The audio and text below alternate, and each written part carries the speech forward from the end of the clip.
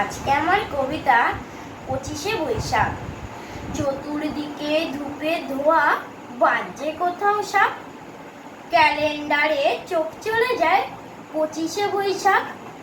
বোন বলল ঠাকুর পূজা, বাজে না তো ঢাক। রেডিওতে বলছে শুধু 25শে বৈশাখ। মাকে বলি খাবো না আজ, যতই খিদে পাক। টিভির সামনে দেখবো বসে 25শে বৈশাখ। বাবা বলল টিভি দেখা আজকে না হয় থাক।